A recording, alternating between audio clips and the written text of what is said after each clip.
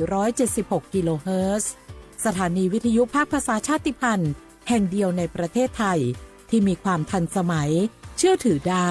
สร้างอัตลักษณ์กลุ่มชาติพันธุ์สู่สากล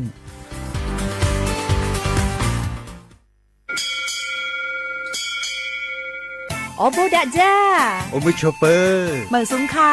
ปกว่าย้อซงอุดูธรรมาสถานีวิทยุภาษาชาติพันธุ์แห่งเดียวในประเทศไทยทันสมัยเชื่อถือได้แล้วพบกันที่สวทเชียงใหม่ AM 1476 กิโลเฮิรตซ์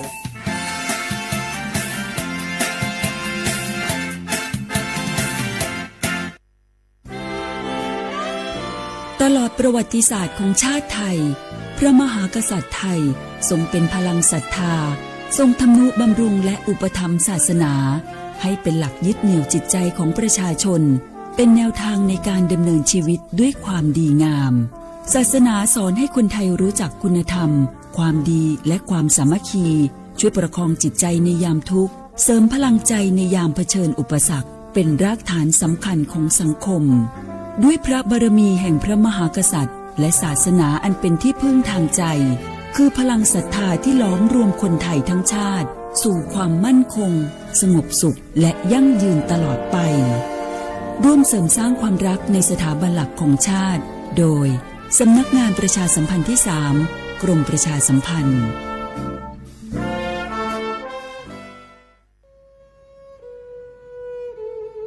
ภูนทเวศทั้งแผ่นดินมิเหือดสิ้นน้ำตานองอกสั่นพรั่นไทยผองกรองความเศร้าโศกาดูนอัดสุชนบนใบหน้าน้ำตาฟ้าหลั่งเพิ่มพูนร่ำให้ทวีคูณยามยินข่าวร้าวในสวงน้อมรำลึกในพระกรุณาธิคุณข้าพระพุทธเจ้าคณะผู้บริหารข้าราชการและเจ้าหน้าที่สถานีวิทยุกระจายเสียงแห่งประเทศไทยกรมประชาสัมพันธ์สารคดีแสงเพชรส่องล่าเจ้าฟ้าพัชรกิติยาภาตอนยุติธรรมนำสุขในฐานะที่ทรงสำเร็จการศึกษาด้านกฎหมายและทรงเป็นอัยการสมเด็จพระเจ้าลูกเธอเจ้าฟ้าพัชรกิติยาภานเรนทิราเทพยวดีกรมหลวงราชสารินีสิริพัฒน์มหาวชรราชธิดาทรงให้ความสำคัญกับหลักการความยุติธรรมเป็นอย่างยิ่งทรงมุ่งมั่นที่จะพัฒนาวงการกฎหมายให้เป็นที่พึ่งของประชาชนโดยเฉพาะอย่างยิ่งผู้ได้โอกาสให้เข้าถึงกระบวนการยุติธรรมได้อย่างเท่าเทียมทรงใช้ความรู้ความสามารถอย่างเต็มที่ในการให้คำแนะนำทางกฎหมายแก่ผู้ที่ต้องการความช่วยเหลือทรงเป็นผู้ผลักดันให้เกิดโครงการกำลังใจในเรือนจำซึ่งเป็นการเปลี่ยนแปลงทัศนคติของสังคมต่อผู้ต้องขังหญิงและเด็กติดผู้ต้องขังทรงเห็นว่าผู้คนเหล่านี้ควรได้รับโอกาสในการเริ่มต้นชีวิตใหม่และไม่ควรถูกตีตราจากสังคมทรงริเริ่มโครงการและผลักดันให้เกิดการปรับปรุงกฎหมายหลายฉบับเพื่อให้สอดคล้องกับสถานการณ์ของสังคมและคุ้มครองสิทธิของประชาชนได้อย่างแท้จริงพระองค์มีพระวิสัยทัศน์ที่กว้างไกลและทรงตระหนักถึงปัญหาในกระบวนการยุติธรรมทรงเชื่อมั่นว่าการสร้างความยุติธรรมให้เกิดขึ้นในสังคมจะนำมาซึ่งความสงบสุขและความเจริญอย่างยั่งยืนด้วยพระปรีชาสามารถด้านกฎหมายของสมเด็จพระเจ้าลูกเธอเจ้าฟ้าพัชรกิติยาภานเรนทิราเทพยวดีกรมหลวงราชสารินีสิริพัฒน์มหาวชรราชธิดาทรงนำพาความยุติธรรมสู่สังคมเพื่อช่วยเหลือผู้ได้โอกาสให้ได้มีโอกาสอย่างเท่าเทียมน้อมรำลึกถึงพระองค์พระผู้ทรงเป็นแสงแห่งความยุติธรรมในดวงใจ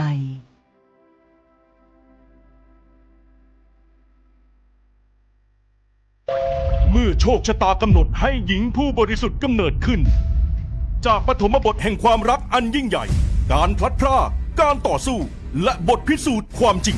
ร่วมสัมผัสเรื่องราวแห่งความรักความเสียสละและการแสดงอันวิจิตรงดงามของมหากาพย์รามเกียรติ์ในการแสดงโขนมูลนิธิส่งเสริมศิลปาชีพตอนสีดาในวันที่ 5 พฤศจิกายนถึง 10 ธันวาคมนี้ณศูนย์วัฒนธรรมแห่งประเทศไทยเปิดจองบัตรแล้ววันนี้ที่ไทยทิกเก็ตเมเจอร์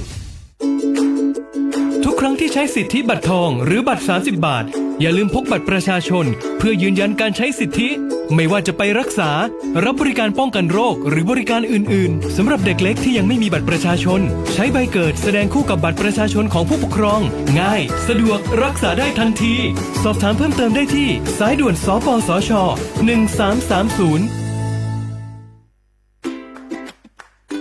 เท่าเทียมยุติธรรมเสมอภาค万火是罗有茶有多ลองผิงปิง ประเทศไทยเป็นสังคมที่มีความหลากหลายทางชาติพันธุ์แต่ละกลุ่มมีภาษาวัฒนธรรมและวิถีชีวิตที่เป็นเอกลักษณ์ซึ่งล้วนเป็นคุณค่าที่ควรได้รับการคุ้มครองพระราชบัญญัติคุ้มครองและส่งเสริมวิถีชีวิตกลุ่มชาติพันธุ์มีเป้าหมายเพื่อคุ้มครองสิทธิและศักดิ์ศรีของกลุ่มชาติพันธุ์ส่งเสริมการรักษาอัตลักษณ์ภาษาวัฒนธรรมและภูมิปัญญาท้องถิ่นพร้อมทั้งป้องกันการเลือกปฏิบัติและสนับสนุนการมีส่วนร่วมในการพัฒนาสังคมอย่างเท่าเทียมกฎหมายฉบับนี้มุ่งสร้างความเข้าใจเคารพในความแตกต่างและส่งเสริมการอยู่ร่วมกันบนพื้นฐานของความเสมอภาคเพื่อให้ความหลากหลายทางวัฒนธรรมเป็นพลังในการพัฒนาประเทศอย่างยั่งยืนดื้อหยอผักแก้หล่อซาตะผัดโดผัดชิหล่อซาบาที่วิจวิวอคโลอาเชื่อที่เลลิงโงประสานสืบค้นติดตามข้อมูลเพิ่มเติมที่ศูนย์มนุษยวิทยาสิรินธรองค์การมหาชนกระทรวงวัฒนธรรม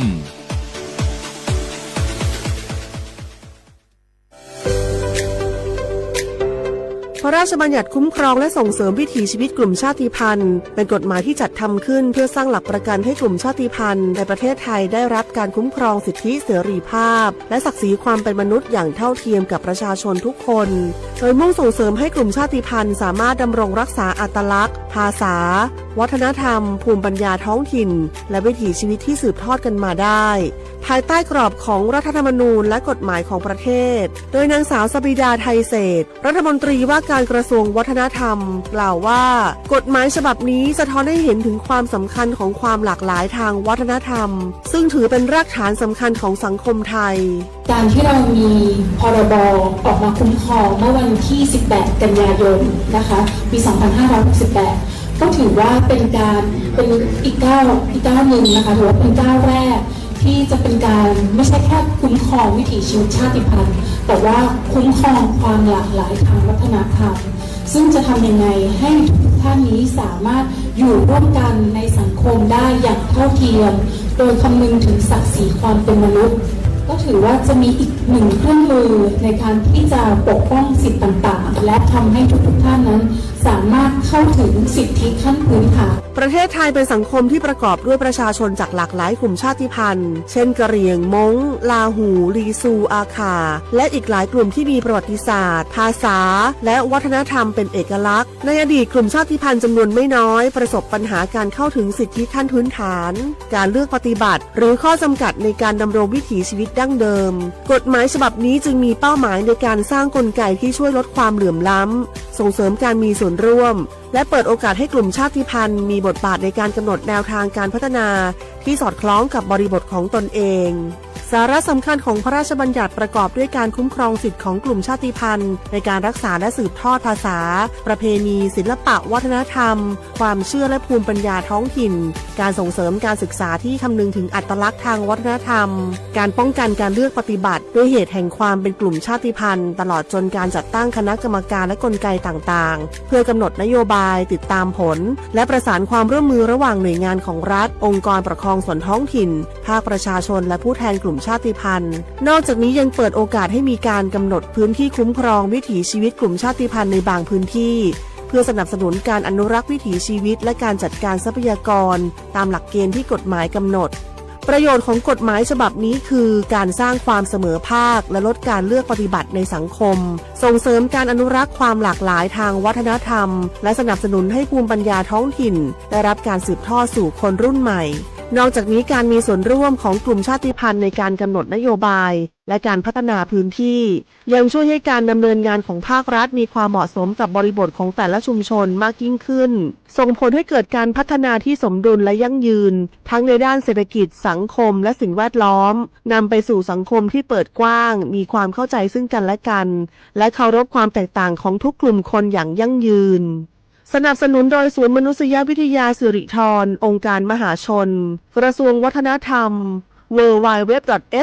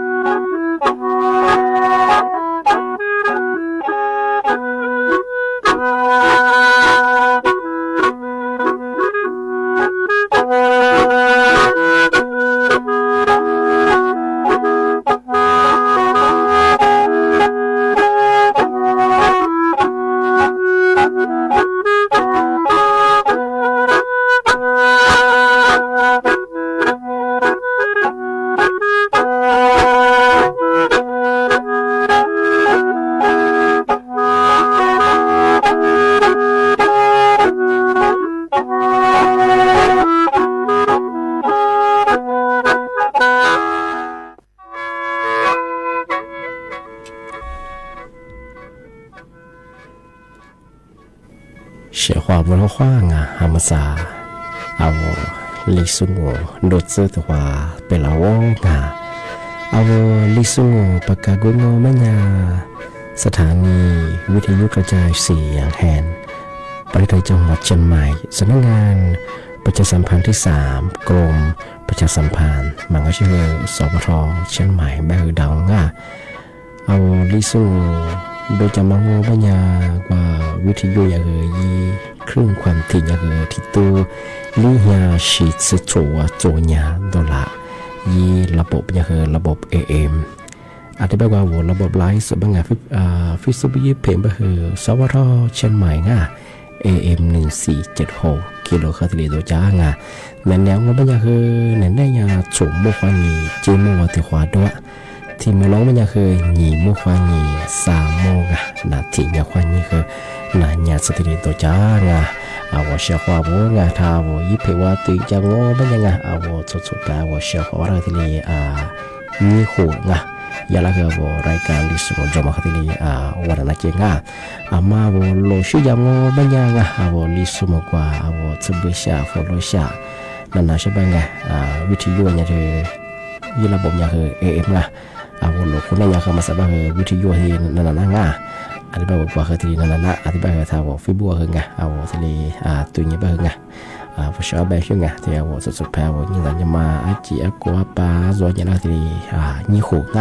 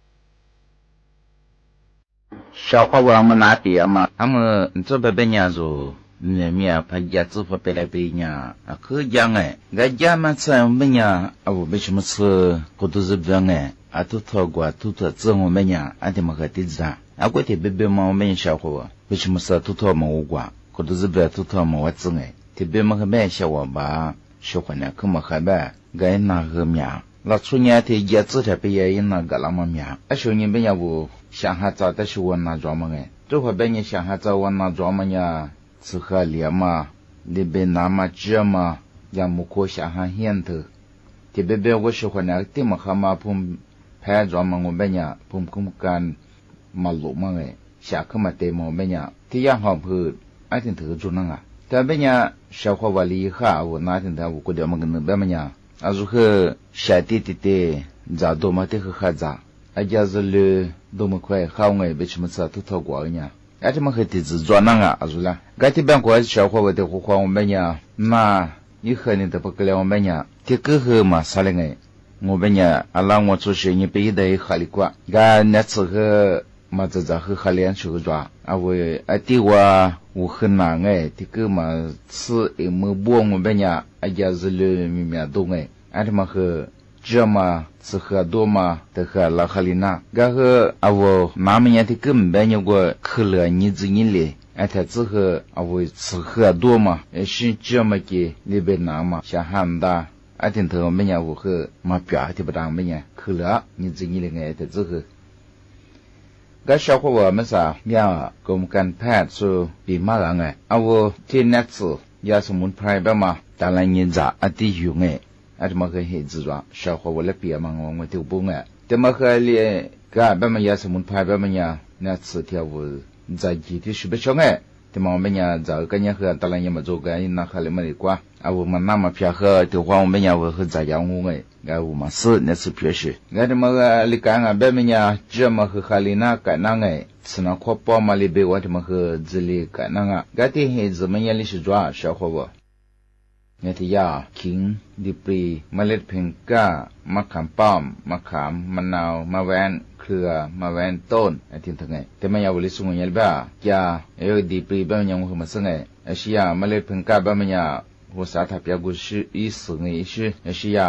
กาลาสึมากิสึมาพัสมาแวนเครือมาแวนต้นที่มันยาเอาลิสุขยาหัวมาซึ่งไงที่มันขยาเอาลิสุญาคือมาตัวจากซึ่งไงงั้นแล้วไอ้ที่ทั้งบ้านยาชีนัดสลิพิยาลิสุวกาบ้านไงลิสุกว่าบ้านยาชาวหัวที่กาขิงบ้านยาจ้าที่มันเคยยินสาลิจว่าจ้าฟูจ้าชิไอ้ชียาจ้าแกงบ้านตรงไงไอ้ชียาสายไอ้ที่ทั้งงั้นลิสุจ้าคือมาบ้านไงกูที่มัวมากูมาเป็นยังเบียที่ชื่อสันต่างทำไมยังลิเชวันนี้จะกายชาวเขาบอกจะเห็นกิจสา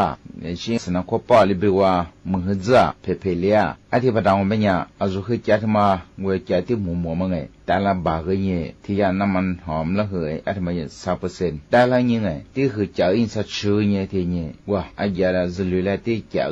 ที่สมบูรณ์แต่ก็ชิกินชอบเป็นยังเบียร์เหแต่ก็เปิดตาที่นี่เป็นที่ดูเป็นที่มือกันยังที่มันคือเรื่องน่าวกัดดังชาวเขาสิ่งนี้ดีปรีเป็นมันชาวเขาลิสุขจะจังงูกันยังงูเขามาซื้อลิบังเวลาลัดซื้อชุกะลิสุจำเป็นมันยังว่าลัดชูก็จะกูฝึกยังมาซื้อที่เธอแต่จะทำก็ลัดซื้อจะมาซื้อกูไม่ใช่กันที่มันว่าเป็นยังดีปรียี่กูจะบางสิ่งนี้กูยี่จะบางยี่สุกุมาเบียจงที่ขวา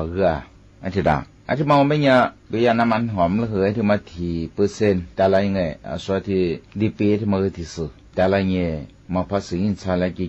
ที่หือชาแบบดาวที่ชาแบบเจ้าที่ยังจะเลยแต่ก็ชอบแต่ก็มาชิมหาเป็นที่เชื่อมีกันยังดูที่คือฮาลินังชาวเขา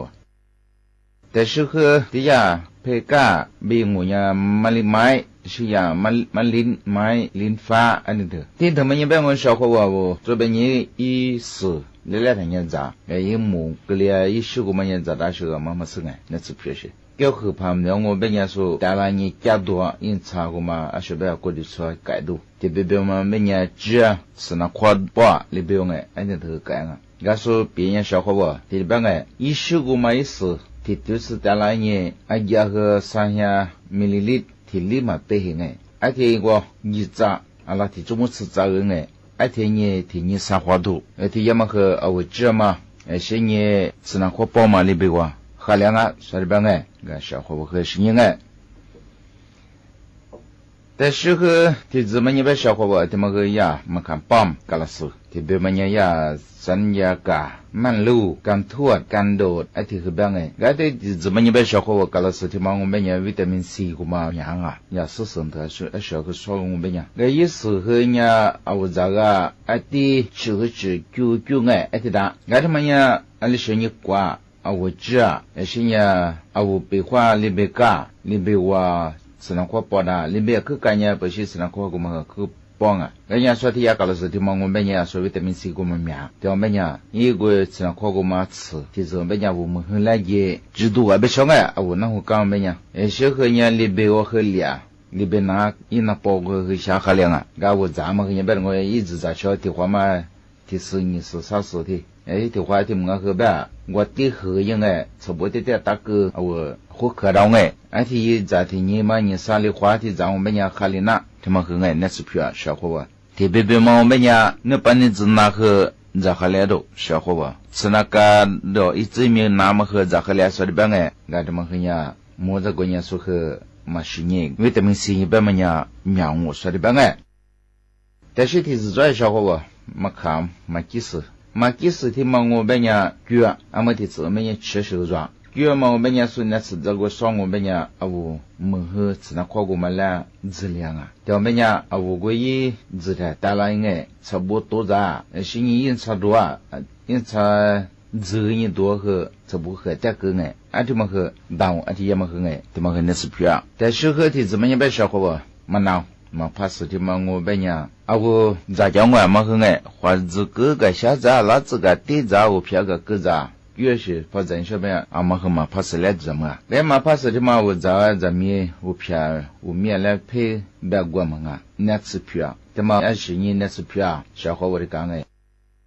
这就是别那么我别呀，嘛怕死的嘛我别哎，小伙我。啊，我这里边拿是那块里边包，而且把当我们讲过，啊，我家是留了当家2年，今年差不多2年不几千米，不几度，而且也没人喝凉。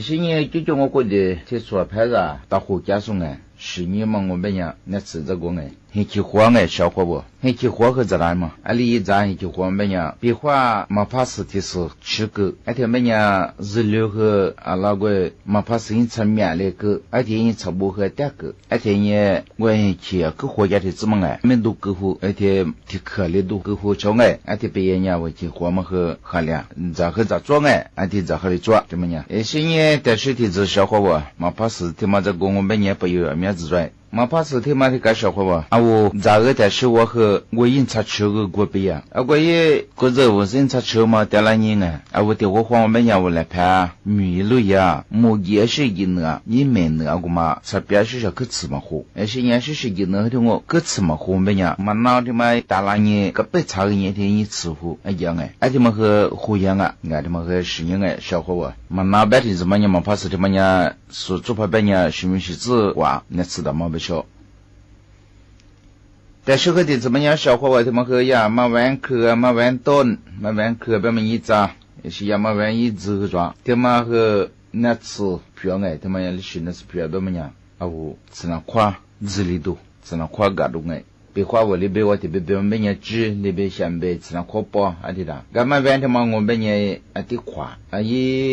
สือคือพามีลิงงเป็นยังเอาว่ากูมาแต่ละเนี่ยละ我是吃食的那年，第一和有年的年，因吃吃年的年吃不，啊，的大家呢，我找到都打电话嘛，是呢，吃进上面不得和这个，而且呢不几千没有感觉不几度，啊，这么和里边拿喝了，听听小伙我做饭半天等呀，俺打那么做，啊，我那次嘛1万年我听你在讲哎。条们呀，我一那是货物咋不怎么，啊，我顶头咱们呀，啊，我居然把我一很的他改单啊，小伙。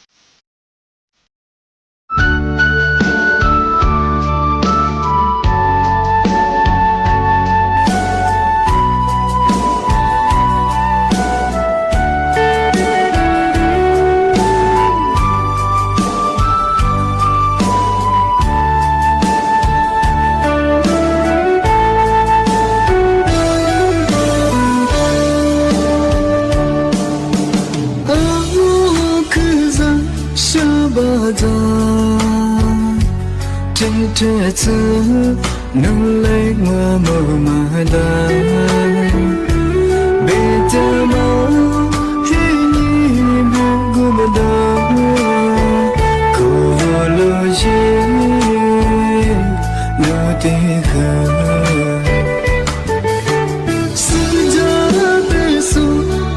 接受，思念不苦啊路上，没得嘛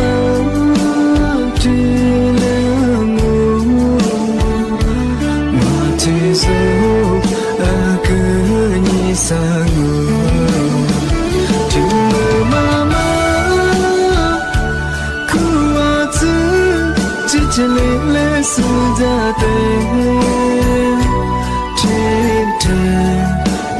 cô đơn mà rồi cô thề bé khờ đi ra mơ trên mơ bị lá chỉ để cứ nghĩ bị quá lâu trên duyên ra thì nhớ đi chỉ nhớ đi solo chỉ là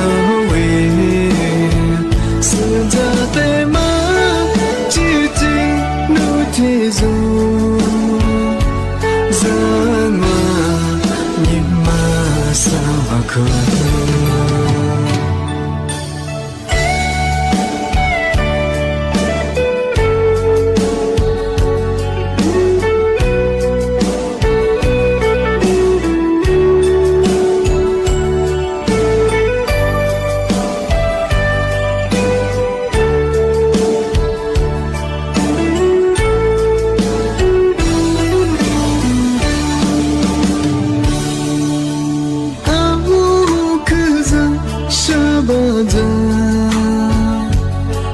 trẻ thơ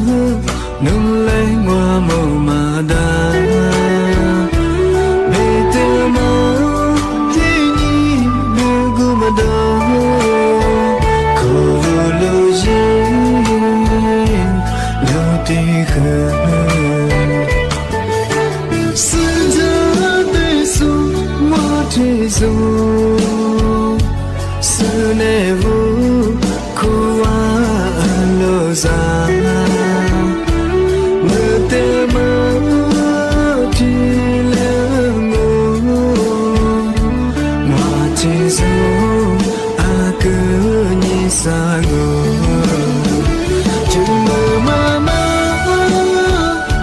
khu hoa thứ chỉ lấy sự ra tê thế thân nhưng mà cô đừng mà rồi ngô thề bé cứ đi ra mơ tình mơ bị lá chỉ để cứ nghĩ bị quá lâu trên đi ra thì nhớ đi chơi nhớ đi solo chỉ lâu sự ra tê má chỉ tình lưu thì rồi ra mà nhìn mà xa mà khơi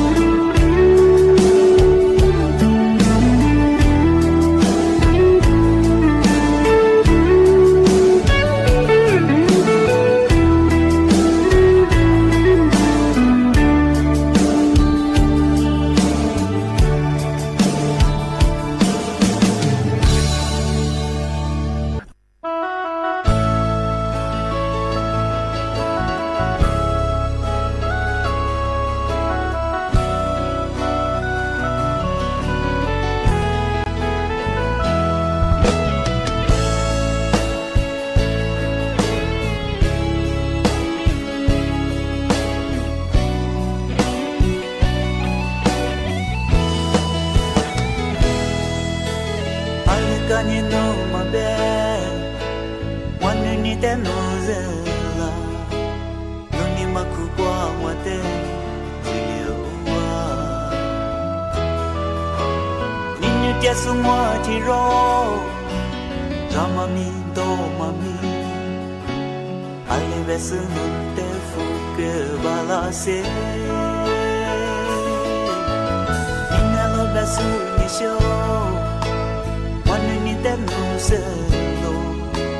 don't ni te mo ji ji liu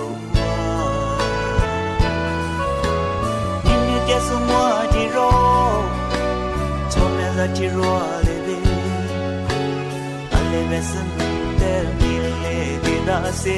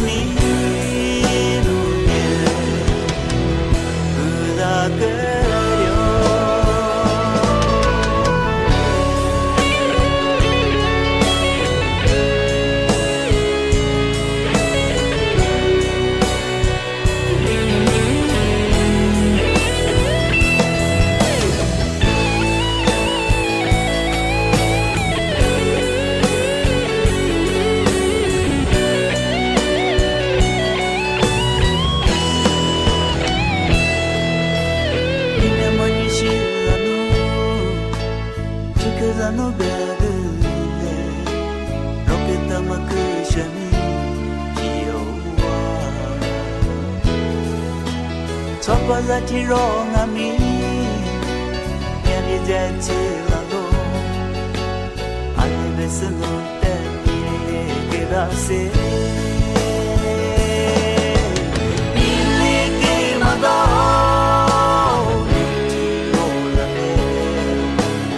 il che ma da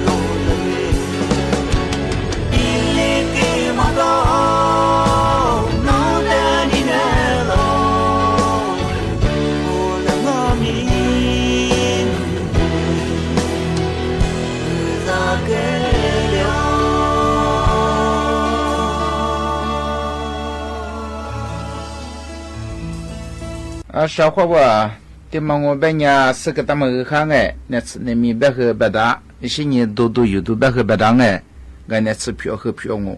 啊我拉错的嘛的个小伙娃我拉错嘛喝可咋可多哎，对嘛伢错几个嘛啊，啊打来做多个嘛啊，那次喝票哎别哎，俺他嘛伢阿里兄啊别嘛伢茶叶小伙娃。茶叶的嘛伢别我小伙娃嘛是呀，那วิทยาศาสตร์นักวิจัยที่ยามหาวิทยาลัยUCLA อันบังอ่ะสหรัฐอเมริกาเหนือที่มาสู้สิ่งนี้ตัวนี้ฝรั่งมั้งเอเราช่วยไปชาที่แสนกูมืองัวตัวมาแล้วชายเกตัวไอ้ที่สู้ขันนี้ตัวนี้งัวแบบก็ชายมันตัวมันจริงไงชายตัวมันงัวแบบนี้小伙伴说的บังเอที่นี่สักตัวมันงัวแบบนี้วิจัยเลยเบียร์เชื่อมาว่าอามาพัดกันเลยมาคือมาจุรุกูมาจูกูมาแล้วกระดังอะไรบ้างไงอาชญ์เป็นยาชาวเขาบอกว่าก็ยาศาสตราจารย์เรนออาหรับอะไรบ้างไงยาอาจารย์อายุรศาสตร์สิ่งนี้หมดแต่ชาวสูงไงนับเป็นนักศิษย์ชาวกูยิ่งสู้เปียแบบสิ่งนี้เราชูกูชาเขียวใช้ยี่สิบแบบใช้เนี่ยนั่นบ้างไงกูใช้ตัวมั้งไงอะไรมองเป็นยาอามาพาเกลียมาขึ้นมาจุงอ่ะอามาพาแล้วเกลียมากระดังอะไรแบบงั้นที่มันคือชาวเขาคือมันจะชอบสุดที่เปียเป็นยางามแบบมันยา อาสุญญามาซึ่งก็คือสุธิปีญาอัลลามังมังมาซึ่งก็คือชิญิงใช้แบบมันยามาซาอาวุลาชุแบบมันยามาคือตัวที่แบบมันยาใช้อันนี้ถือตัวลาชุกุมามันยาอาเชเป็นยามาผ่านมากลิมันยาลาเบดาชาวเขาว่าอาเชเป็นยาใช้ดูส่วนมันยาที่กูมา吃一次ที่กูมา中啊这这一时在和嘛治疗被这不多这呢拉出阿嘛碰嘛个零所以别小伙ว่าอย่านักวิทยาศาสตร์อันเป็นไงสหรัฐเนี่ยฝรั่งเศสมา说个拉出皮子อันเป็นไง拉出皮子耍爬的嘛แล้ว十年弗拉嘛某来小唔เป็นไงก็说ที่แบบ说十年弗拉嘛ที่什么了拉出过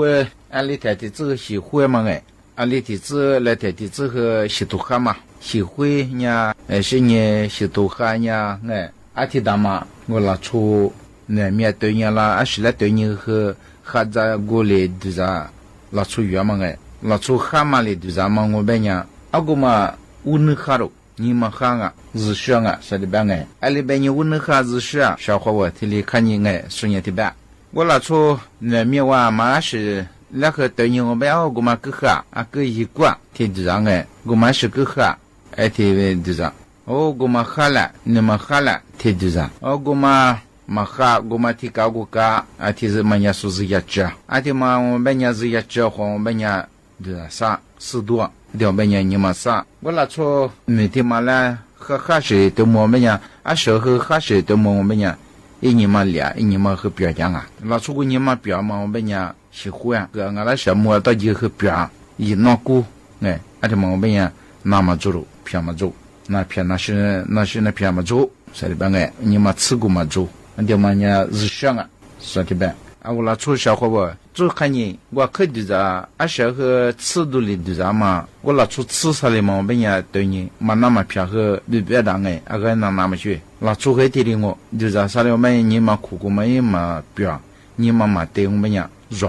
嘛不对我们呀过的过面那个脑哎这个那呀这个脑啊咱呀可怕对着啥的我们呀我啊这么和我那嘿tika shahwa ngai te omenya te ma kha avula chu me ti ti samala khaza go dizanya sunya te bangai kharo ante omenya ama kha yin shong menya khaza go le diza hinza go ta diza ta tönyi ati ba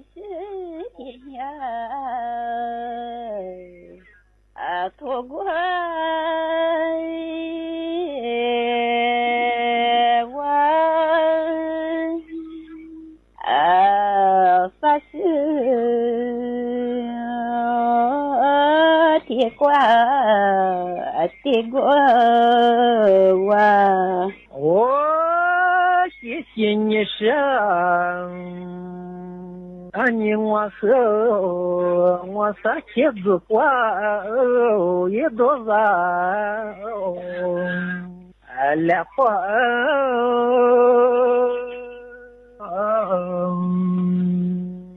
丢啥花也难忘来月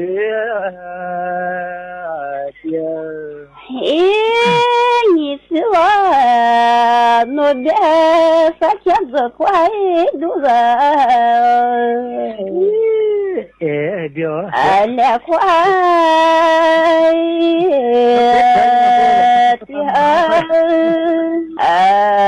ya quay đủ rồi lẹ tia ôi谢谢你呢，你我和子花也就你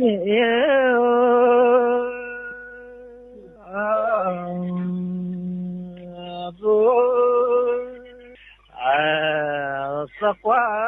来就的么。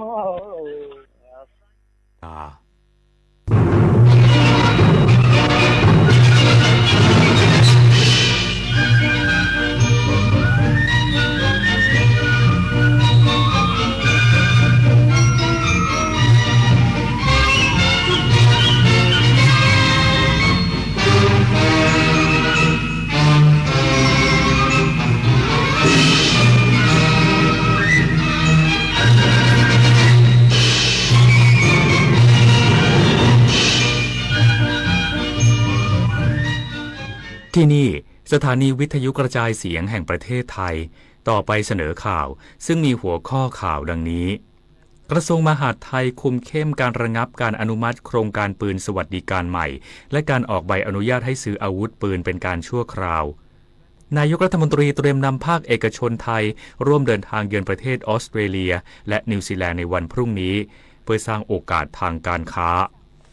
เจ้าหน้าที่กู้ภัยอินโดนีเซียยังคงดำเนินปฏิบัติการช่วยเหลือผู้ประสบภัยจากเหตุแผ่นดินไหวรุนแรงนอกชายฝั่งเกาะโฟเร็ก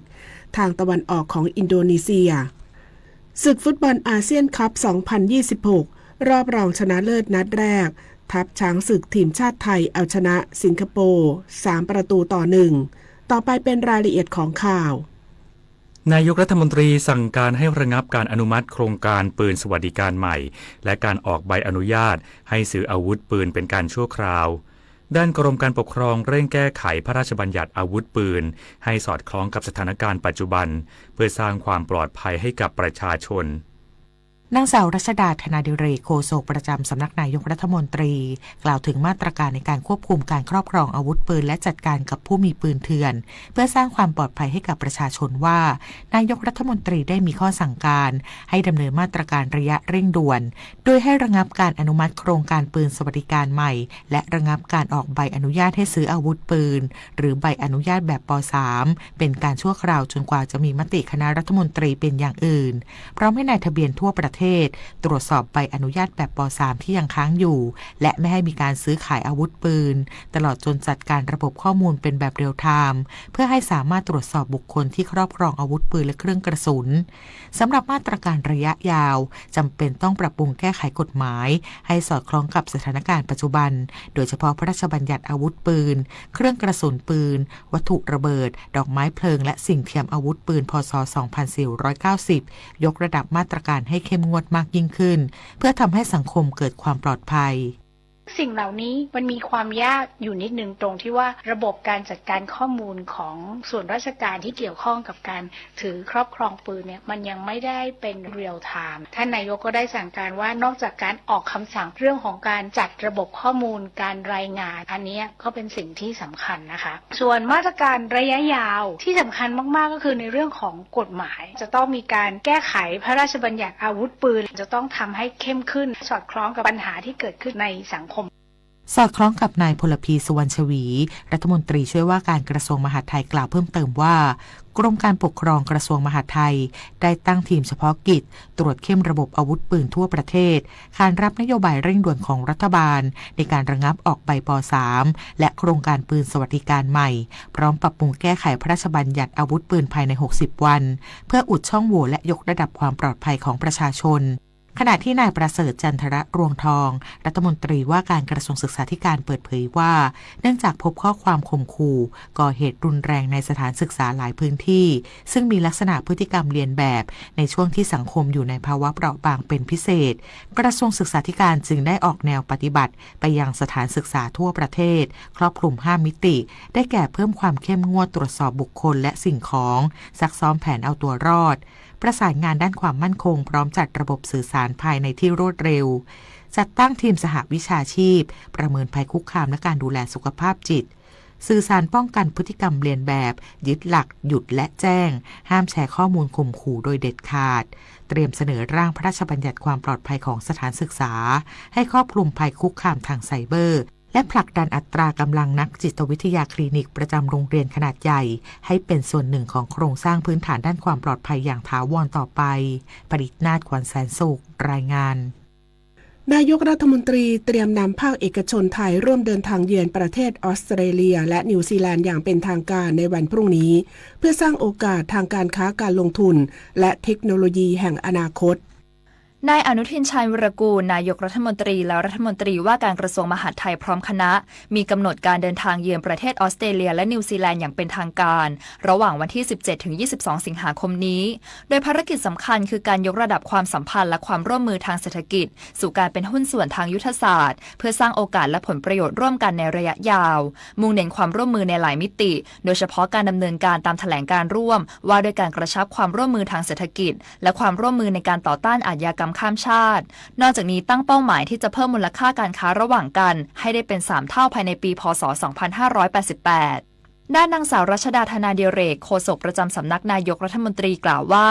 รัฐบาลต้องการให้การเยือนครั้งนี้นำไปสู่ความร่วมมือด้านการค้าการลงทุนมากขึ้นรวมถึงเปิดโอกาสทางธุรกิจจริงด้วยการนำภาคเอกชนไทยร่วมเดินทางและจะพบปะกับนักลงทุนและภาคธุรกิจของออสเตรเลียและนิวซีแลนด์ในกิจกรรมจับคู่ทางธุรกิจและเปิดช่องทางให้ผู้ประกอบการไทยสร้างเครือข่ายหาคู่ค้าและต่อยอดการลงทุนพร้อมผลักดันให้เพิ่มการลงทุนในประเทศไทยโดยเฉพาะอุตสาหกรรมแห่งอนาคตและพลังงานสะอาดซึ่งจะช่วยเพิ่มเงินลงทุนการจ้างงานและการถ่ายทอดเทคโนโลยีเข้าสู่ประเทศ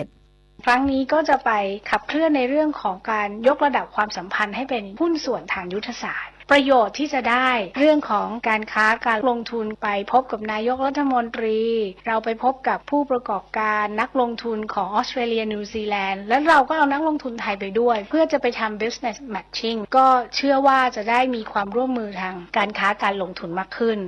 นอกจากนี้รัฐบาลยังมุ่งหวังให้ประชาชนได้รับประโยชน์จากการเดินทางและการท่องเที่ยวที่สะดวกขึ้นโดยจะผลักดันการกลับมาเปิดเที่ยวบินตรงระหว่างกรุงเทพมหานครกับนครโอ๊คแลนด์ของนิวซีแลนด์ซึ่งหากเกิดขึ้นจะช่วยลดเวลาและความยากในการเดินทางสนับสนุนการท่องเที่ยวการศึกษาการติดต่อธุรกิจและการเดินทางระหว่างประชาชนของทั้งสองประเทศปุริมปราศโสภาภาครายงานรองนายกรัฐมนตรีและรัฐมนตรีว่าการกระทรวงการต่างประเทศมั่นใจประธานคณะกรรมาธิการประนอมภายใต้กระบวนการประนอมตามอนุสัญญาสหประชาชาติว่าด้วยกฎหมายทะเลคศ. 1982จะดำเนินการอย่างเที่ยงธรรมเพื่อยุติข้อพิพาทเขตแดนทางทะเลกับกัมพูชานายศรีหศักดิ์พวงเกตแก้วรองนายกรัฐมนตรีและรัฐมนตรีว่าการกระทรวงการต่างประเทศกล่าวถึงการตั้งเอกอัครราชทูตแคทรีนาคูเปอร์ชาวออสเตรเลียเป็นผู้แทนประนอมบุคคลที่5ซึ่งจะปฏิบัติหน้าที่เป็นประธานคณะกรรมาธิการประนอมภายใต้กระบวนการประนอมตามอนุสัญญาสหประชาชาติว่าด้วยกฎหมายทะเลค.ศ. 1982หรืออันคลอสว่าขณะนี้คณะประนอมมีความพร้อมแล้วโดยประเทศไทยมีความมั่นใจในประสบการณ์ด้านการทูตและกฎหมายของประธานคณะกรรมาธิการประนอมเชื่อว่ากระบวนการจะดำเนินไปอย่างเที่ยงธรรมและเข้าใจประเด็นข้อพิพาทระหว่างไทยกับกัมพูชาสำหรับเป้าหมายของประเทศไทยต้องการเห็นผลลัพธ์ในข้อเสนอหรือมุ่งไปสู่การยุติข้อพิพาทอย่างเป็นรูปธรรมซึ่งไทยพร้อมเข้าร่วมชี้แจงข้อเท็จจริงและพร้อมปกป้องผลประโยชน์ของชาติโดยหวังให้กระบวนการนี้นำไปสู่แนวทางที่ทั้งสองฝ่ายยอมรับได้พร้อมย้ำว่าผลการประนอมเป็นเพียงข้อเสนอแนะไม่มีผลทางกฎหมายขณะที่จุดยืนของไทยต้องการให้การประนอมมุ่งเฉพาะการกำหนดเขตแดนทางทะเลให้ได้ข้อยุติโดยไม่รวมประเด็นการแบ่งปันทรัพยากรทางทะเลซึ่งเป็นประเด็นที่ฝ่ายกัมพูชาต้องการหารือด้วย สถานการณ์ไฟป่าพลุควรเกรงจังหวัดนครศรีธรรมราชยังคงน่าเป็นห่วงเนื่องจากยังมีกลุ่มไฟลุกไหม้เป็นระยะมีพื้นที่ได้รับผลกระทบกว่า200ไร่หน่วยงานที่เกี่ยวข้องระดมกำลังร่วมดับไฟป่าและเฝ้าระวังสถานการณ์ต่อเนื่อง24ชั่วโมงสถานการณ์ไฟไหม้ป่าพลุควรเกรงอำเภอชะอวดจังหวัดนครศรีธรรมราชไฟป่าลุกไหม้อย่างต่อเนื่องในหลายพื้นที่ยังคงมีกลุ่มไฟลุกไหม้เป็นระยะเบื้องต้นส่งผลกระทบต่อพื้นที่ในตำบลเกรงจำนวน5หมู่บ้านมีพื้นที่ได้รับผลกระทบจากไฟไหม้แล้วกว่า200ไร่ทั้งนี้เจ้าหน้าที่ทุกฝ่ายยังคงเฝ้าระวังและควบคุมสถานการณ์อย่างใกล้ชิดเพื่อจำกัดพื้นที่ไฟไหม้และป้องกันการขยายตัวของเพลิงไปยังชุมชนและพื้นที่โดยรอบโดยกรมป้องกันและบรรเทาสาธารณภัยส่งรถดับไฟป่า1คันรถน้ำช่วยดับเพลิงขนาด 10,000 ลิตร1คันและรถบรรทุกเล็ก1คันเข้าสนับสนุนภารกิจพร้อมจัดกำลังเจ้าหน้าที่จากศูนย์ป้องกันและบรรเทาสาธารณภัยเขต11สุราษฎร์ธานีร่วมปฏิบัติการเพื่อให้สามารถควบคุมสถานการณ์และลดผลกระทบต่อประชาชนและทรัพยากรธรรมชาติได้โดยเร็วที่สุดรวมทั้งจัดทีมเฝ้าระวังสถานการณ์ต่อเนื่อง24ชั่วโมงส่วนนายสุชาติชมกลิ่นรัฐมนตรีว่าการกระทรวงทรัพยากรธรรมชาติและสิ่งแวดล้อมสนับสนุนอากาศยานเฮลิคอปเตอร์เข้าช่วยปฏิบัติภารกิจควบคุมและดับไฟป่าในจุดที่มีการปะทุซ้ำรวมถึงพื้นที่ที่มีระดับน้ำต่ำเสี่ยงเกิดไฟคุกรุ่นและปะทุจากใต้ดินแพทย์หญิงอัมพรเบญจพลพิทักษ์อธิบดีกรมอนามัยมอบหมายให้ส่งทีมเซิร์ชลงพื้นที่ชุมชนโดยรอบจุดเกิดเหตุเพื่อประเมินและเฝ้าระวังผลกระทบต่อสุขภาพพร้อมให้คำแนะนำประชาชนในการป้องกันตนเองจากฝุ่นละอองและควันไฟรวมทั้งสนับสนุนหน้ากากป้องกันฝุ่นและควันไฟแก่ประชาชนในพื้นที่เสี่ยงเนื่องจากพบว่ามีประชาชนในพื้นที่รวมถึงกลุ่มเสี่ยงกลุ่มเปราะบางที่อาศัยอยู่ใต้กระแสลมได้รับผลกระทบจากควันไฟแล้วกว่า 3,000 คนกระทรวงเกษตรและสหกรณ์จัดสรรงบประมาณปี 2570 และ 2571 เพื่อดำเนินโครงการแก้ปัญหาอุทกภัยและภัยแล้งในพื้นที่ภาคตะวันออกเฉียงเหนือตอนบนบรรเทาผลกระทบต่อภาคการเกษตรนายสุริยะจึงรุ่งเรืองกิจรัฐมนตรีว่าการกระทรวงเกษตรและสหกรณ์เปิดเผยว่าจากการลงพื้นที่ติดตามการพัฒนาแหล่งน้ำและรับฟังปัญหาภาคการเกษตรทั้งจังหวัดสกลนครและนครพนมพบว่าการมีแหล่งน้ำที่มั่นคงจะช่วยให้เกษตรกรสามารถวางแผนการผลิตลดความเสี่ยงภัยแล้งและอุทกภัยรวมถึงเพิ่มรายได้อย่างยั่งยืนซึ่งการลงพื้นที่รับฟังปัญหาจากประชาชนและเกษตรกรเพื่อนำข้อมูลมาหาแนวทางแก้ไขทั้งในส่วนที่สามารถดำเนินการได้ทันทีด้วยงบประมาณที่มีอยู่และส่วนที่ต้องวางแผนจัดสรรงบประมาณในอนาคต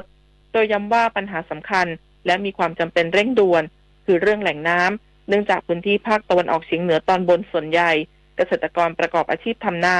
หากน้ำท่วมหรือขาดแคลนน้ำจะส่งผลกระทบต่อผลผลิตทางการเกษตรทันที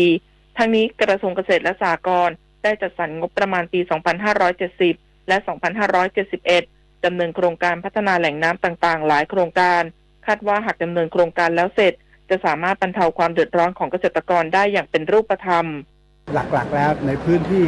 ของภาคอีสานจังหวัดสกลนครหรือนครพนมปัญหาหลักก็คือเรื่องของแหล่งน้ำซึ่งเราต้องยอมรับว่าในพื้นที่เขตอีสานนี้เป็นแหล่งที่ทำเกษตรกรรมส่วนใหญ่โดยเฉพาะเรื่องนาข้าวชาวนาถ้าเกิดไม่มีน้ำทุกอย่างหมดสิ้นสสในพื้นที่ก็มีการเสนอเรื่องการพัฒนาแหล่งน้ำต่างๆก็มีบางโครงการที่ขอมาเนี่ยนะครับบรรจุในของปี 70 แล้วแต่ในบางส่วนก็อยู่ในปี 71 นายภารดร ปริศนานันทกุลรัฐมนตรีประจำสำนักนายกรัฐมนตรีกล่าวว่า